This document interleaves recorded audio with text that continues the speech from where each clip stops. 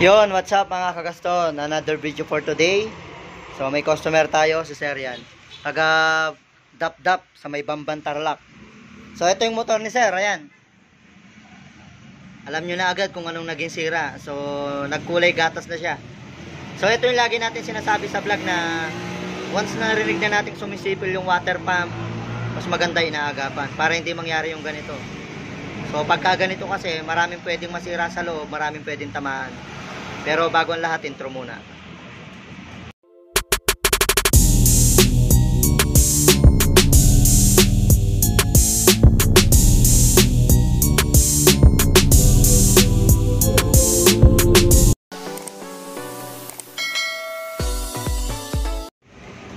So ito yung motor ni Sir, ayan, nakita nyo naman. Nagkulay gatas na yung kanyang langis.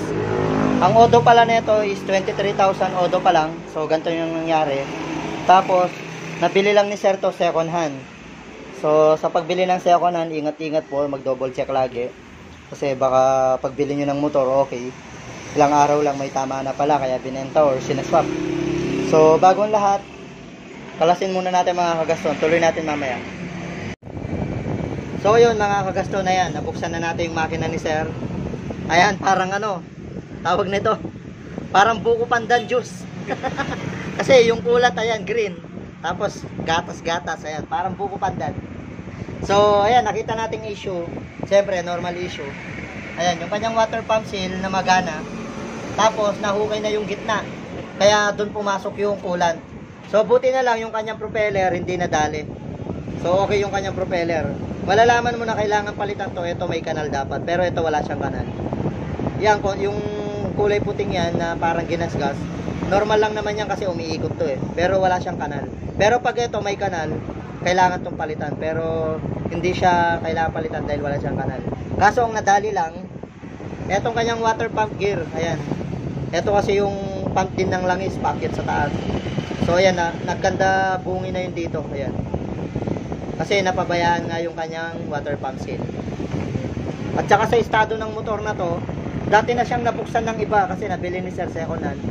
So parang kabubukas lang nito ng siguro mga ilang buwan pa lang, kasi yung gasket niya bago pa, yung kanyang mga balancer spring matigas, yung kanyang balancer damper bago lang din kasi wala din siyang parang kanal at saka malambot pa.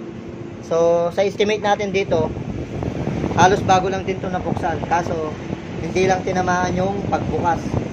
Sira yung water pump seal. Ngayon, mag-check din siguro tayo dito sa block. Kailangan nating magbukas dito. Kasi, ayan, halatang-halata na pinalitan. So, possible din na dito dumaan yung ulan sa kanyang block. So, kailangan din natin mag-refresh. Tuloy natin mamaya pag okay na yung motor ni Sir. Ang ginawa natin, diretso refresh na kasi ang nangyari sa motor ni Sir, yung coolant kasi na naghalo, pati langis, umakyat sa taas. So pagka ganito kasi nangyari, kailangan natin mag-engine refresh kasi para mapapanlawan yung lahat ng loob. Kahit dito sa kabila, ayun makikita nyo, talagang pumasok na talaga. Kumbaga ang nangyari kasi dito, naghalo na, napaandar pa yung motor. So hindi siya agad na agapan.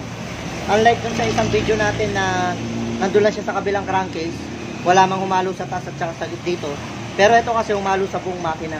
So pagka ganito kasi kailangan refresh talaga para malinis talaga yung buong loob. Gastos malala. Kaso gastos malala. So ayun, okay na yung motor ni Sir, tapos na. Medyo ginabilang kami. Pero may naririnig pa tayong ingay. So i-check natin sa susunod. Kasi ngayon gabi na at saka malayo pa yung uwian ni Sir. So ang ingay na lang niya kapag i-re-rep.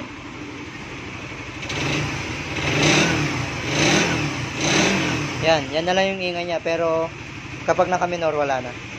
So hanggang dito na lang yung video, sana may na-share tayo. God bless.